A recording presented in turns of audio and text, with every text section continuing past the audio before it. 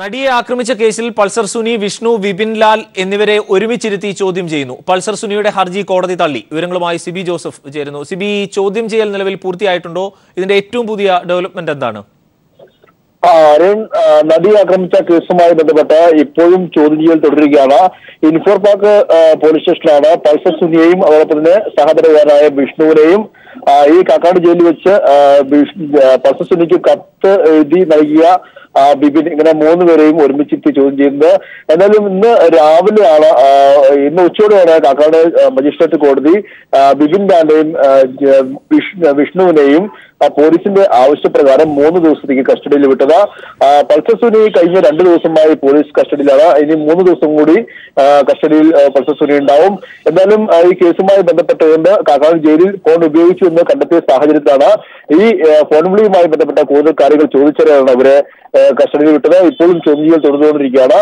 ഈ സാഹചര്യത്തിൽ തന്നെ ആലുവ പോലീസ് ക്ലബിലും ഈ കേസുമായി ബന്ധപ്പെട്ടുകൊണ്ടുള്ള മറ്റ് വളരെയധികം ചോദ്യം ചെയ്യുന്നുണ്ട്. ഈ കാക്കാട് ജയിലിൽ ഫോൺ എത്തിച്ചു എന്ന് പറയപ്പെടുന്ന മലപ്പുറം സ്വദേശിയായ ഇമ്രാൻ എന്നയാളാണ് ഇന്ന് പോലീസ് ചോദ്യം ചെയ്തു വരുന്നത്. ഉച്ചയ്ക്ക് 12 മണിക്ക് തുടങ്ങിയ ചോദ്യം ചെയ്യൽ ഇപ്പോഴും തുറന്നുകൊണ്ടിരിക്കുകയാണ്.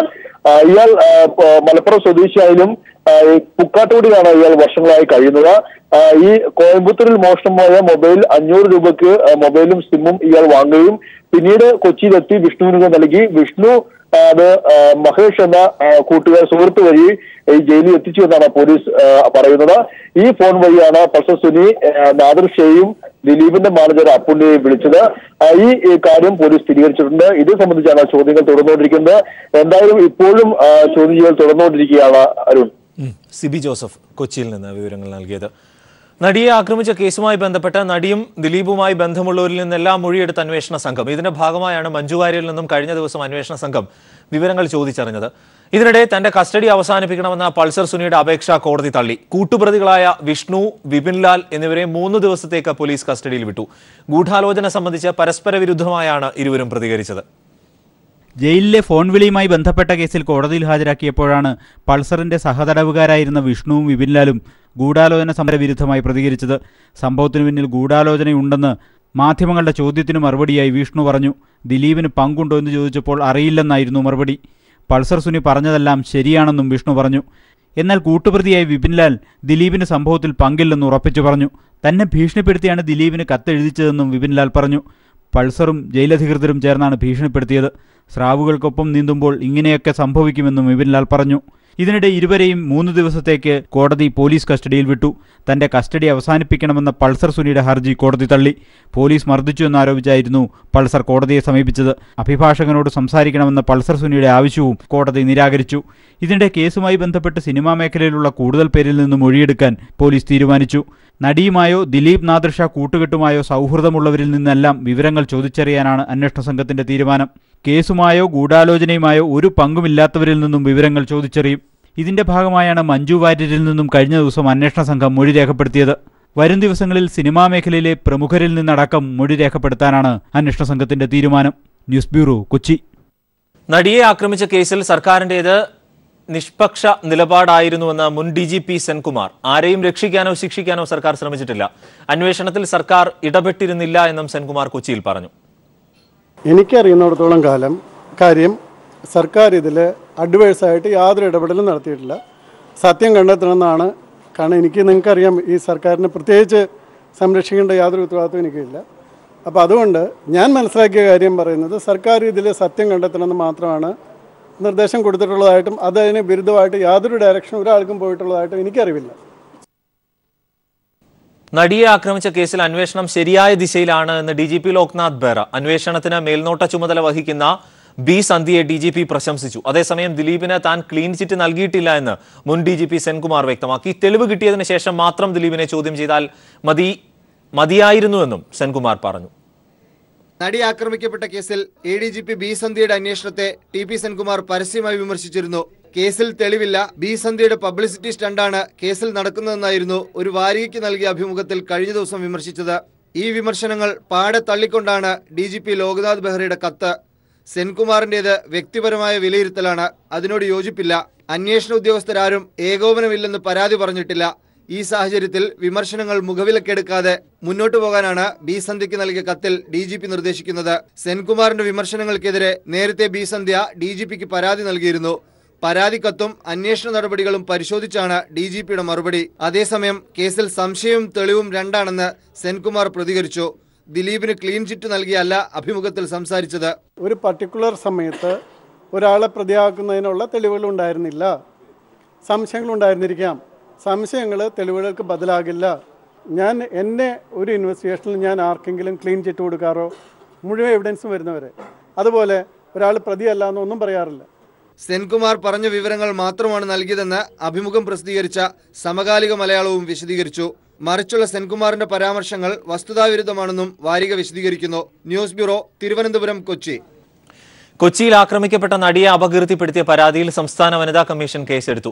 ചാനൽ ചർച്ചകളിലും സമൂഹ മാധ്യമങ്ങളിലൂടെയും നടത്തിയ പരാമർശങ്ങൾ അപകീർത്തികരമാണെന്ന് കാണിച്ച് സിനിമയിലെ വനിതാ സംഘടനയായ വിമൻ ഇൻ സിനിമ കളക്ടീവ് നൽകിയ പരാതിയിന്മേലാണ് കേസെടുത്തത്. പരാതി നേരിട്ട് പരിശോധിക്കാൻ കമ്മീഷൻ ഡയറക്ടർ VU കുര്യാക്കോസിന് ചെയർപേഴ്സൺ MC ജോസഫൈൻ നിർദ്ദേശം നൽകി. എത്രയും വേഗം അന്വേഷിച്ച് റിപ്പോർട്ട് നൽകാനാണ് നിർദ്ദേശം. ഇന്ത്യൻ ലോയേഴ്സ് അസോസിയേഷൻ വനിതാ വിഭാഗവും ഇതിൽ പരാതി നൽകിയിരുന്നു. G20 ഉച്ചകോടിയിൽ ഇന്ത്യയും ചൈനയും അനൗപചാരിക കൂടിക്കാഴ്ച നടത്തി. G20 ഉച്ചകോടിക്കിടെയാണ് കൂടിക്കാഴ്ച നടത്തിയത്. മോദിയും ഷീ ജിൻപിങ്ങും തമ്മിൽ ഹസ്തദാനം നടത്തി. വിവരങ്ങളുമായി സന്തോഷ് സാലിംഗ് ചേരുന്നു. സന്തോഷ്, ഇക്കാര്യത്തിൽ സ്ഥിരീകരണം ഉണ്ടായിരുന്നില്ലല്ലോ നേരത്തെ, കാരണം ചൈന ഈ കൂടിക്കാഴ്ച നിഷേധിക്കുകയും ചെയ്തിരുന്നതാണ്. അനൗപചാരികമായിരുന്നോ ഈ കൂടിക്കാഴ്ച? അരുൺ, അതിർത്തിയിലെ സംഘർഷത്തെ പശ്ചാത്തലത്തിൽ ഉഭയകക്ഷി ചർച്ച നടത്തില്ലെന്ന് ഔദ്യോഗിക പ്രഖ്യാപനത്തിന് പിന്നാലെയാണ് മോദിയും ഷീ ജിൻപിങ്ങും അപ്രതീക്ഷിതമായി ബ്രിക്സ് ഉച്ചകോടിയിലെ വേദിയിൽ കണ്ടുമുട്ടിയത്. പരസ്പരം ഹസ്തദാനം ചെയ്ത ശേഷം ചില വിഷയങ്ങൾ സംസാരിച്ചതായി വിദേശകാര്യ വക്താവ് ഗോപാൽ ബാഗ്ലെ തന്നെ ഇപ്പോൾ ട്വീറ്റ് ചെയ്തിട്ടുണ്ട്. എന്നാൽ അതിർത്തി തർക്കത്തെക്കുറിച്ച് ചർച്ച നടത്തിയോ എന്ന കാര്യം വക്താവ് വ്യക്തമാക്കിയില്ല. കൂടിക്കാഴ്ചയ്ക്കിടെ ഇരുവരും പരസ്പരം പുകഴ്ത്തി സംസാരിക്കുകയും ചെയ്തതും ശ്രദ്ധേയമായി. സാമ്പത്തികമായും സാമൂഹ്യമായും നേട്ടങ്ങൾ കൈവരിച്ച ഇന്ത്യ ഭീകരവാദത്തിനെതിരെ ശക്തമായ നിലപാട് സ്വീകരിക്കുന്നതായി ചൈനീസ് പ്രസിഡന്റ് ഷീ ജിൻപിങ് പറഞ്ഞു. ചൈനയുടെ നേതൃത്വത്തിൽ ബ്രിക്സ് കൂട്ടായ്മ ഊർജ്ജസ്വരമായി മുന്നോട്ടു പോകുന്നതായി മോദിയും പ്രശംസിച്ചു. അടുത്ത ബ്രിക്സ് കൂട്ടായ്മ ചൈനയിലാണ്. അക്കാര്യവും അദ്ദേഹം എടുത്തു പറയുകയും ചെയ്തു. എന്നാൽ ഇരു രാജ്യങ്ങളും തമ്മിൽ ഔദ്യോഗികമായി ഉഭയകക്ഷി ചർച്ച പ്രത്യേകം ഉണ്ടാകുമോ എന്ന കാര്യം ഇപ്പോഴും വേദിയിൽ സ്ഥിരീകരണം ഉണ്ടായിട്ടില്ല. ഇന്ത്യ ആകട്ടെ നാളെ വിവിധ രാജ്യങ്ങളുമായി ചർച്ച നടത്തുന്നുണ്ട്. ജപ്പാൻ, കാനഡ, അർജന്റീന തുടങ്ങിയ രാജ്യങ്ങളുമായി. എന്നാൽ ചൈനയുമായുള്ളൊരു ചർച്ചയുടെ കാര്യം വ്യക്തമാക്കിയിട്ടില്ല. ചൈനീസ് വിദേശകാര്യ മന്ത്രാലയമാകട്ടെ നേരത്തെ ഇതുമായി പ്രതികരിച്ചത് ഏതെങ്കിലും തരത്തിലുള്ള ഒരു ഉഭയകക്ഷി ചർച്ചയ്ക്കുള്ള അന്തരീക്ഷം യോജിച്ചതല്ല എന്നതാണ്. എന്നാൽ ഇന്നത്തെ ഹസ്തദാനത്തിന് ശേഷം അക്കാര്യത്തിൽ എന്തെങ്കിലും മാറ്റമുണ്ടോ എന്നാണ് ഇനി അറിയേണ്ടത്. ഈ ബ്രിക്സ് ഉച്ചകോടിയിലാകട്ടെ ഭീകരവാദത്തെ കൂട്ടായും അടിച്ചമർത്തണം എന്നാണ് മോദി ആവശ്യപ്പെട്ടത്. ചില രാജ്യങ്ങൾ തങ്ങളുടെ രാഷ്ട്രീയ നേട്ടത്തിനായി വരെ ഭീകരവാദത്തെ ഉപയോഗിക്കുന്നെന്നും പാകിസ്ഥാനെ പേരെടുത്ത് പറയാതെ മോദി വിമർശിക്കുകയും ചെയ്തു. അതിനുശേഷം ഇപ്പോൾ G20 ഉച്ചകോടി ആരംഭിച്ചിട്ടുണ്ട്. പാരീസ് ഉടമ്പടി തിരികെ കൊണ്ടുവരണം എന്നാണ് പ്രധാനമന്ത്രി നരേന്ദ്രമോദി ഈ G20 ഉച്ചകോടിയിൽ ഇപ്പോൾ ആവശ്യപ്പെട്ടിരിക്കുന്നത്. അരുൺ. സന്തോഷ് സർലിംഗ്, ദില്ലിയിൽ നിന്ന്.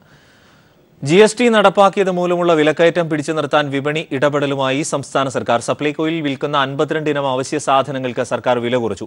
സാധനങ്ങൾക്ക് ഈടാക്കാവുന്ന പരമാവധി വിലയ്ക്ക് മുകളിൽ വാങ്ങുന്നവർക്കെതിരെ കേസെടുക്കുമെന്ന് ധനമന്ത്രി TM തോമസ് ഐസക് പറഞ്ഞു. തിങ്കളാഴ്ച മുതൽ കോഴിയിറച്ചി 87 രൂപയ്ക്ക് മാത്രമേ വിൽക്കാൻ സാധിക്കൂ.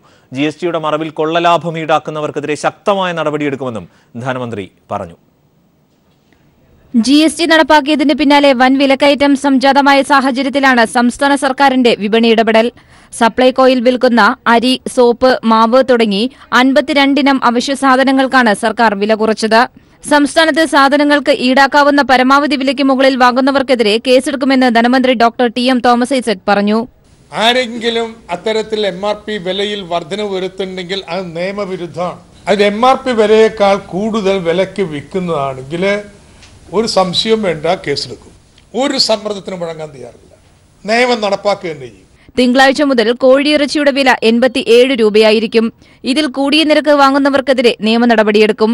കെപ്കോ വില കുറച്ചതായും മന്ത്രി അറിയിച്ചു. ഹോട്ടൽ ഭക്ഷണത്തിൽ non-AC-യിൽ 5% വില കുറയുകയും 12% നികുതി ഈടാക്കുകയും ചെയ്യും. AC-യിൽ 8% വില കുറയുമ്പോൾ 18% നികുതിയാണ് ഈടാക്കുകയെന്നും ധനമന്ത്രി വ്യക്തമാക്കി. 103 15 രൂപ കുറച്ച് ഉള്ള വില 87 രൂപ. ആ വിലക്ക് വിൽക്കാൻ പറ്റുമെങ്കിൽ കേരളത്തിൽ വിൽക്കാൻ വന്നുവെച്ചാൽ മതി. തിങ്കളാഴ്ച മുതൽ കോഴിയുടെ വില ഇതായിരിക്കും. അപ്പോൾ ഇതിൻ്റെ അടിസ്ഥാനത്തിൽ നമ്മുടെ ഹോട്ടലുകാർ വില ഓർക്കണം. തിയേറ്ററുകളും ടിക്കറ്റിന്മേലുള്ള അമിത നിരക്ക് കുറയ്ക്കണമെന്ന് ധനമന്ത്രി ആവശ്യപ്പെട്ടു. KSFDCക്ക് കീഴിലുള്ള തിയേറ്ററുകൾ പഴയ നിരക്കിലേക്ക് മാറിയിട്ടുണ്ട്. സംസ്ഥാനത്ത് നിലവിലുള്ള വിലക്കയറ്റം നിയന്ത്രിക്കാൻ കേന്ദ്രം വില നിയന്ത്രണ സമിതി രൂപീകരിക്കണമെന്നും തോമസ് ഐസക് ആവശ്യപ്പെട്ടു. News bureau, Thiruvananthapuram. UPA സർക്കാരിന്റെ കാലത്ത് രാജ്യസഭ പാസാക്കിയ വനിതാ സംവരണ ബിൽ ലോക്സഭയിൽ അവതരിപ്പിച്ച് പാസാക്കണമെന്നാവശ്യപ്പെട്ട് ഈ മാസം 15-ന് രാജ്ഭവന് മുന്നിലേക്ക് CPIM നേതൃത്വത്തിൽ മാർച്ച് സംഘടിപ്പിക്കും. വനിതാ സംവരണ ബിൽ ലോക്സഭയിൽ അവതരിപ്പിക്കാൻ പിന്നീട് UPA സർക്കാർ സന്നദ്ധമായില്ല. BJPയും ഈ ബിൽ ലോക്സഭയിൽ കൊണ്ടുവരണം എന്ന് ശക്തമായി ആവശ്യപ്പെട്ടിരുന്നതാണ്. എന്നാൽ BJP സർക്കാർ അധികാരത്തിൽ വന്ന് 3 വർഷം പിന്നിട്ടിട്ടും ഈ ബിൽ പാസാക്കാൻ യാതൊരു നടപടിയും സ്വീകരിച്ചിട്ടില്ല. തദ്ദേശ സ്വയംഭരണ സ്ഥാപനങ്ങളിൽ ആദ്യമായി വനിതകൾക്ക് 50% സംവരണം ഏർപ്പെടുത്തി രാജ്യത്തിനാകെ മാതൃകയായത് കേരളത്തിലെ LDF സർക്കാർ ആയിരുന്നു. ജൂലൈ 15-ന് നടക്കുന്ന രാജ്ഭവൻ മാർച്ചിൽ മുഴുവൻ ബഹുജനങ്ങളും അണിനിരക്കണമെന്ന് CPIM സംസ്ഥാന സെക്രട്ടേറിയറ്റ് പ്രസ്താവനയിൽ അഭ്യർത്ഥിച്ചു. ഹീമോഫീലിയ ബാധിതന് HIV തെറ്റായി റിപ്പോർട്ട് ചെയ്ത് ലാബ്. കോഴിക്കോട്ടെ സ്വകാര്യ ലാബാണ് തെറ്റായ റിപ്പോർട്ട് നൽകിയത്. റിപ്പോർട്ടിന്റെ അടിസ്ഥാനത്തിൽ കൂടുതൽ പരിശോധന നടത്തിയപ്പോൾ രോഗി HIV ബാധിതനല്ല എന്ന് ഡോക്ടർമാർ. ലാബിനെതിരെ നടപടിക്കൊരുങ്ങി രോഗിയുടെ കുടുംബം. വർഷങ്ങളായി ഹീമോഫീലിയയ്ക്ക് ചികിത്സ തുടരുന്ന മലപ്പുറം കോട്ടക്കൽ സ്വദേശി അൻവർ സാദത്തിന്റെ മകൻ അസീസുദ്ദീനാണ് സ്വകാര്യ ലാബുകാർ HIV ആണെന്ന തെറ്റായ റിപ്പോർട്ട് നൽകിയത്. രക്തം കയറ്റുന്നതിനായി കോഴിക്കോട് മെഡിക്കൽ കോളേജിലെത്തിയ അസീസുദ്ദീന് എലിസ ടെസ്റ്റ് ചെയ്യാൻ ഡോക്ടറാണ് നിർദ്ദേശിച്ചത്. രക്തം കയറ്റാനായി കയ്യിൽ കാനുല കുത്തുന്നതിനിടെ നഴ്സിന് നീഡിൽ കൊണ്ട് മുറിവേറ്റതിനാലാണ് ഡോക്ടർ ടെസ്റ്റ് നടത്താൻ പറഞ്ഞത്. കോളേജ് പരിസരത്തുള്ള ആലിയ ലാബിൽ നിന്നാണ് പരിശോധന നടത്തിയത്. പരിശോധനയിൽ രക്തത്തിൽ HIV കൂടിയ അളവായ 5.3 എന്നാണ് രേഖപ്പെടുത്തിയിരിക്കുന്നത്. HIV പോസിറ്റീവ് ആണെന്ന ലാബ് റിപ്പോർട്ടിന്റെ അടിസ്ഥാനത്തിൽ അസീസുദ്ദീനെ പരിചരിച്ച നഴ്സുമാരും ഡോക്ടർമാരും പ്രതിരോധ മരുന്നെടുക്കേണ്ട അവസ്ഥയുണ്ടായി. ലാബ് റിപ്പോർട്ട് ഉറപ്പിക്കാനായി മറ്റു ലാബുകളിലും കോളേജിലെ ലാബിലും പരിശോധിച്ചപ്പോഴാണ് HIV ഇല്ലെന്ന കാര്യം ഡോക്ടർമാർ ഉറപ്പിച്ചതെന്ന് അൻവർ സാദത്ത് പറയുന്നു. അപ്പോൾ ഇത് പഠിക്കാത്തവരാണ് ലാബിൽ പോയിരിക്കുന്നത്. ഇതുണ്ടാവും. ഇത് എനിക്ക് സംഭവിച്ച മാതിരി ഇനി വേറെ രോഗികൾക്ക് ഇത് സംഭവിക്കാൻ പാടില്ല. കാരണം അപ്പത്തെ ആ 2-3 ദിവസത്തെ ഈ 2 ദിവസത്തെ അവസ്ഥ പറയാൻ പറ്റില്ല. കാരണം എൻ്റെ കുടുംബം ആകെ വളരെ ഇതിലാണ്. ഞങ്ങൾ മാറ്റി നിർത്തപ്പെടല്ലേ. കോഴിക്കോട്ടെ അറിയപ്പെടുന്ന കോൺഗ്രസ് നേതാവിന്റെ മരുമകന്റെ ഉടമസ്ഥതയിലുള്ള ലാബിനെതിരെ മുഖ്യമന്ത്രി അടക്കമുള്ളവർക്ക് പരാതി നൽകാനുള്ള തീരുമാനത്തിലാണ് അസീസുദ്ദീന്റെ കുടുംബം. News bureau, Kozhikode. കേരളത്തിൽ പ്രവേശിക്കുന്നതിന് നെഹ്റു ഗ്രൂപ്പ് ചെയർമാൻ PK കൃഷ്ണദാസിന് വിലക്ക്. കോയമ്പത്തൂരിൽ തുടർന്നാൽ മതിയെന്നും സുപ്രീംകോടതി ഉത്തരവിട്ടു. ജിഷ്ണു പ്രണോയ്, ഷഹീർ ഷൌക്കത്ത് കേസുകളിൽ സംസ്ഥാന സർക്കാർ നൽകിയ ഹർജിയിലാണ് സുപ്രീംകോടതിയുടെ ഈ ഉത്തരവ്. നെഹ്റു കോളേജ് വിദ്യാർത്ഥികളായ ജിഷ്ണു പ്രണോയെയും ഷഹീർ ഷൌക്കത്തിലെയും മർദ്ദിച്ച കേസിൽ സംസ്ഥാന സർക്കാരിന്റെ ആവശ്യം പരിഗണിച്ചാണ് കൃഷ്ണദാസ് കേരളത്തിൽ പ്രവേശിക്കുന്നതിനെ സുപ്രീംകോടതി വിലക്കിയത്. 2 കേസുകളും വളരെ ഗൗരവമുള്ളതാണ്. ഇടിമുറിയുണ്ടാക്കി വിദ്യാർത്ഥികളെ ഭീഷണിപ്പെടുത്തുന്നയാളാണ് കൃഷ്ണദാസ് എന്ന് സംസ്ഥാന സർക്കാരിന് വേണ്ടി ഹാജരായ അഡീഷണൽ സോളിസിറ്റർ ജനറൽ ചൂണ്ടിക്കാട്ടി. ജിഷ്ണു പ്രണോയ് മർദ്ദനത്തെ തുടർന്ന് ആത്മഹത്യ ചെയ്ത കേസിൽ അന്വേഷണം പുരോഗമിക്കുന്നു. ഇതേ കേസിലെ തെളിവ് നശിപ്പിക്കലിന്റെ ഭാഗമായാണ് ഷഹീർ ഷൌക്കത്തിലെ മർദ്ദനക്കേസ്. അതിനാൽ കൃഷ്ണദാസിന്റെ ജാമ്യം റദ്ദാക്കി അന്വേഷണ ഉദ്യോഗസ്ഥർക്ക് കൈമാറണം. ജിഷ്ണു കേസ് തുടർ അന്വേഷണത്തിനായി CBIക്ക് വിട്ടിരിക്കുകയാണ്. കേസിന്റെ ഗൗരവം ഉൾക്കൊള്ളുന്നതായി വ്യക്തമാക്കിയ സുപ്രീംകോടതി കേരളത്തിൽ P കൃഷ്ണദാസ് പ്രവേശിക്കേണ്ടതില്ലെന്ന് ഉത്തരവിട്ടു. അന്വേഷണത്തിന്റെ നടപടിക്രമങ്ങൾ പൂർത്തിയാകുന്നതുവരെ കോയമ്പത്തൂരിൽ തുടരണം. നെഹ്റു കോളേജ് ഗ്രൂപ്പിന്റെ ഓഫീസ് കോയമ്പത്തൂരിൽ പ്രവർത്തിക്കുന്നത് കണക്കിലെടുത്താണ് അവിടെ തുടരാൻ കോടതി അറിയിച്ചത്. മക്കൾ പാലക്കാട്ട് പഠിക്കുന്നതിനാൽ കേരളത്തിൽ പോകാൻ അനുവദിക്കണമെന്ന് കൃഷ്ണദാസിന്റെ അഭിഭാഷകൻ ആവർത്തിച്ച് ആവശ്യപ്പെട്ടു. എന്നാൽ കൃഷ്ണദാസ് ഇപ്പോൾ കോളേജിൽ പഠിക്കുന്നില്ലല്ലോ എന്നായിരുന്നു കോടതിയുടെ മറുപടി. മക്കളല്ലേ പഠിക്കുന്നത്. കോയമ്പത്തൂർ നല്ല സ്ഥലമാണെന്നും കോടതി കൃഷ്ണദാസിന്റെ അഭിഭാഷകനോട് പറഞ്ഞു. അന്വേഷണ ഉദ്യോഗസ്ഥർ ആവശ്യപ്പെട്ടാൽ മാത്രം കേരളത്തിലെത്തിയാൽ മതി. കേസ് അന്വേഷണത്തെക്കുറിച്ച് CBIയുടെ അഭിപ്രായം കൂടി അറിയാൻ കോടതി തീരുമാനിച്ചു. കേസ് CBIക്ക് സർക്കാർ കൈമാറിയ സാഹചര്യത്തിൽ അത് ഏറ്റെടുക്കുന്നതിനെക്കുറിച്ച് 2 ആഴ്ചയ്ക്കുള്ളിൽ മറുപടി നൽകണം. News bureau, Delhi. നീതിന്യായ വ്യവസ്ഥയിൽ വിശ്വാസമുണ്ടെന്ന് ജിഷ്ണുവിന്റെ അമ്മ മഹിജ പറഞ്ഞു. നെഹ്റു കോളേജ് ചെയർമാൻ കൃഷ്ണദാസിനെതിരായ കോടതി ഉത്തരവിൽ പ്രതികരിക്കുകയായിരുന്നു മഹിജ. നീതിന്യായ വ്യവസ്ഥയിൽ വിശ്വാസമുണ്ട്. സുപ്രീം കോടതിയിൽ നിന്ന് നീതി ലഭിക്കുമെന്ന് വിചാരിക്കുന്നു. ഹൈക്കോടതിയിൽ നിന്ന് ആദ്യം തന്നെ ജിഷ്ണു കേസിൽ വീഴ്ച പറ്റിയിട്ടുണ്ട് എന്നുള്ള കാര്യം ആദ്യം തന്നെ ഞങ്ങൾ പറഞ്ഞതാണ്. അത് ശരിവെക്കുന്ന ഒരു വിധിയാണ് സുപ്രീം കോടതിയിൽ നിന്ന് ഇന്നുണ്ടായിരിക്കുന്നത്. കള്ളപ്പണം വെളുപ്പിച്ചുവെന്ന പരാതിയിൽ സഹകരണ ബാങ്ക് സെക്രട്ടറിമാരെ അറസ്റ്റ് ചെയ്യാനുള്ള നീക്കം ഹൈക്കോടതി തടഞ്ഞു. കൊല്ലം, കടയ്ക്കൽ, മയ്യനാട് സർവീസ് സഹകരണ ബാങ്ക് സെക്രട്ടറിമാരെ അറസ്റ്റ് ചെയ്യാനുള്ള നീക്കമാണ് ഹൈക്കോടതി തടഞ്ഞത്. അഴിമതി നിരോധന നിയമം ഈ കേസിൽ എങ്ങനെ ബാധകമാകുമെന്ന് ഹൈക്കോടതി സിബിഐയോട് ചോദിച്ചു. കഴിഞ്ഞ ആഴ്ചയാണ് 6 സഹകരണ ബാങ്ക് സെക്രട്ടറിമാരെ പ്രതിയാക്കി സിബിഐ കേസെടുത്തത്.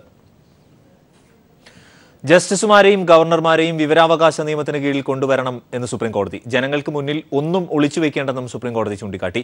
സംസ്ഥാനത്തെക്കുറിച്ച് രാഷ്ട്രപതിക്ക് നൽകിയ റിപ്പോർട്ട് പരസ്യപ്പെടുത്താത്ത ഗോവ ഗവർണറുടെ നടപടിക്കെതിരായ ഹർജിയിൽ വാദം കേൾക്കുമ്പോഴാണ് സുപ്രീംകോടതിയുടെ ഈ പരാമർശം. വിവരാവകാശ നിയമത്തിൽ നിർണായകമായ ഇടപെടലുകൾക്ക് കാരണമാകുന്ന പരാമർശമാണ് സുപ്രീം കോടതിയിൽ നിന്നുണ്ടായത്. RTI പരിധിയിൽ നിന്ന് ഗവർണർമാരെയും അവരുടെ ഓഫീസിനെയും ഒഴിവാക്കിയത് എന്തിനെന്ന് കോടതി ചോദിച്ചു. എന്താണ് ഒളിക്കാനുള്ളത്? സുപ്രീം കോടതി ചീഫ് ജസ്റ്റിസിന്റെ ഓഫീസ് പോലും സുതാര്യമായാണ് പ്രവർത്തിക്കുന്നത്. അവരെയും വിവരാവകാശ നിയമപരിധിയിൽ ഉൾപ്പെടുത്താമെന്നിരിക്കെ ഗവർണർമാരെയും നിയമപരിധിയിൽ കൊണ്ടുവരണമെന്ന് സുപ്രീം കോടതി നിർദ്ദേശിച്ചു. 2007 ഗോവയുടെ രാഷ്ട്രീയ സാഹചര്യത്തെക്കുറിച്ച് അന്നത്തെ ഗവർണർ രാഷ്ട്രപതിക്ക് അയച്ച കത്ത് വിവരാവകാശ നിയമപ്രകാരം നൽകാൻ മുംബൈ ഹൈക്കോടതി നേരത്തെ ഉത്തരവിട്ടിരുന്നു.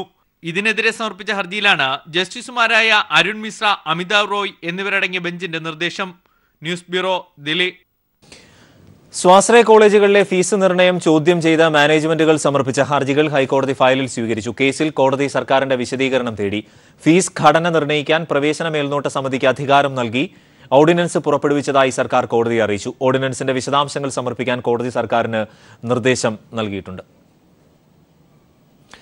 IIT-കളിലേക്കുള്ള പ്രവേശനം സുപ്രീംകോടതി താൽക്കാലികമായി സ്റ്റേ ചെയ്തു. പ്രവേശന പരീക്ഷയിൽ വിദ്യാർത്ഥികൾക്ക് ഗ്രേസ് മാർക്ക് നൽകിയത് ചോദ്യം ചെയ്തുള്ള ഹർജി പരിഗണിക്കവെയാണ് സുപ്രീംകോടതി നടപടി. ഗ്രേസ് മാർക്ക് നൽകുന്നത് സംബന്ധിച്ച തീരുമാനം കോടതി വ്യക്തമാക്കുന്നതുവരെ പ്രവേശനം നടത്തരുത് എന്നാണ് നിർദ്ദേശം. ഇതുമായി ബന്ധപ്പെട്ട് വിവിധ ഹൈക്കോടതികളിലുള്ള കേസുകളും സുപ്രീംകോടതി സ്റ്റേ ചെയ്തു. വിദ്യാർത്ഥികൾക്ക് 7 ചോദ്യങ്ങൾക്ക് ഗ്രേസ് മാർക്ക് നൽകിയിരുന്നു. ഹിന്ദി ചോദ്യപേപ്പറിലെ അച്ചടിപ്പിശകിനെ തുടർന്നായിരുന്നു നടപടി. ഇതിനെതിരെ പ്രവേശന പരീക്ഷ എഴുതിയ ഐശ്വര്യ അഗർവാൾ എന്ന വിദ്യാർത്ഥിനി നൽകിയ ഹർജി പരിഗണിച്ചാണ് IIT-കളിലേക്കുള്ള പ്രവേശനം സുപ്രീംകോടതി താൽക്കാലികമായി സ്റ്റേ ചെയ്തത്. ഉത്തരമെഴുതാൻ ശ്രമിച്ചിരുന്നു എന്ന് പോലും പരിഗണിക്കാതെ എല്ലാ വിദ്യാർത്ഥികൾക്കും ഗ്രേസ് മാർക്ക് നൽകിയതിലൂടെ റാങ്ക് പട്ടിക അട്ടിമറിക്കപ്പെട്ടുവെന്നും ഹർജിയിൽ ചൂണ്ടിക്കാട്ടി. ഈ വാദങ്ങൾ പരിഗണിച്ച് ജസ്റ്റിസ് ദീപക് മിശ്ര, AM കാൻവിൽക്കർ എന്നിവരുടെ ബെഞ്ചാണ് നിലവിലെ IIT കൗൺസിലിംഗും പ്രവേശന നടപടിയും തടഞ്ഞത്. ഗ്രേസ് മാർക്ക് നൽകുന്നത് സംബന്ധിച്ച് സുപ്രീംകോടതി നിലപാട് വ്യക്തമാക്കുന്നതുവരെ പ്രവേശനം നടത്തരുതെന്നാണ് നിർദ്ദേശം. ഇതുമായി ബന്ധപ്പെട്ട് വിവിധ ഹൈക്കോടതികളിലുള്ള കേസുകളും സുപ്രീംകോടതി സ്റ്റേ ചെയ്തു. സമാനമായ പുതിയ ഹർജികൾ സുപ്രീംകോടതി നിലപാട് അറിയിക്കുന്നതുവരെ ഹൈക്കോടതികൾ സ്വീകരിക്കേണ്ടതില്ലെന്നും ജസ്റ്റിസ് ദീപക് മിശ്ര അധ്യക്ഷനായ ബെഞ്ച് വ്യക്തമാക്കി. JEE അഡ്വാൻസ് പ്രവേശന പരീക്ഷയുടെ ഇത്തവണത്തെ റാങ്ക് പട്ടിക റദ്ദാക്കുന്നത് സംബന്ധിച്ചുള്ള നിലപാട് കേന്ദ്ര മാനവവിഭവശേഷി മന്ത്രാലയത്തോട് നേരത്തെ സുപ്രീംകോടതി തേടിയിരുന്നു. കേസ് തിങ്കളാഴ്ച വീണ്ടും പരിഗണിക്കും. News bureau, Delhi. Confederation of real estate developers association of ഇന്ത്യയുടെ കോഴിക്കോട് ചാപ്റ്റർ സംഘടിപ്പിക്കുന്ന 24ാമത് സെറ CREDAI property show Kozhikode marine ഡ്രൈവിൽ ആരംഭിച്ചു. Malabar chamber of commerce president PV Nidheesh പരിപാടി ഉദ്ഘാടനം ചെയ്തു. ക്രെഡായി അംഗങ്ങളായ ഭവന നിർമ്മാതാക്കളെയും ഭവന വായ്പാ ദാതാക്കളും ഒരേ കുടക്കീഴിൽ അണിനിരക്കുന്ന പ്രോപ്പർട്ടി ഷോ ജൂലൈ 9 സമാപിക്കും.